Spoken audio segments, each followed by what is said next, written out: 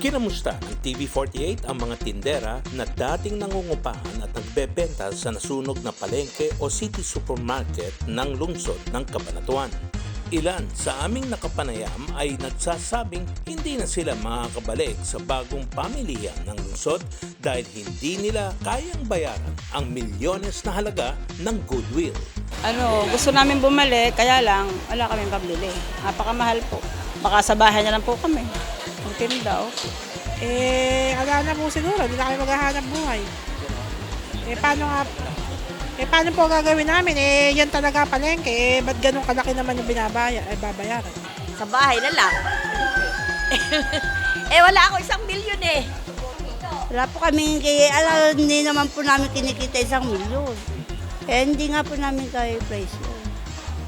Makikilabada na lang, baka naghanap ka ng labandera, ako na lang. Base sa ordinansang ipinasa ng Sangguniang Panlungsod ng Cabanatuan, pumapalo sa kalahating milyon hanggang mahigit 54 million pesos ang babayarang goodwill o karapatang magtinda sa 2 bagong palengke ng lungsod. Sa presyong ito ay karapatan lamang sa pagtitinda ang babayaran ng mga stall owner at hindi pa kasama ang monthly rental o buwanang pagbabayad ng pwesto. Ayon kay Aling Ine Domingo, kung mauwi lamang sa utang ang ipambabayad niya para sa goodwill ay mas mainam pang mamuhunan na lamang siya sa pagpapatayo ng apartment o paupahang bahay. Gusto man namin, di naman namin kaya.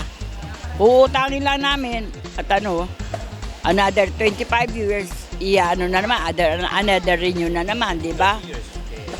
Maraming kawawa. Habang si Aling Ansing Aguilar naman ay baka mag-online selling na lamang kesa bumalik sa bagong palengke. Baka sa bahay na lang siguro kami gagawa. Mag-online na lang kami. Paano? Hindi na namin makakaya yun. Uupa pa yata ng pang-araw-araw. Hindi pa naman decided ang tinderong si June de la Cruz at kapwa silang umaasa ni Aling Sel Gonzales na baka sakaling magbago pa ang presyo ng goodwill at magawan ng paraan na mapababa ito upang patuloy silang makapaghanap buhay doon. Hindi pa makapag-decide, boss. Alam nyo na, medyo mahal. Baka naman sir, mabago naman sir yung desisyon, hindi pa natin masasabi sir. Magawan po ng paraan. Yes sir, magawa ng paraan. Po pwedeng ganun sir, mapapangutang.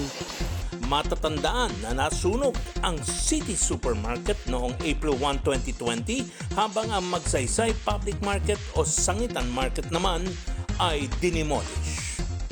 Ako po si Philip P. Piccio, nag-uulat para sa Balitang Unang Sigaw.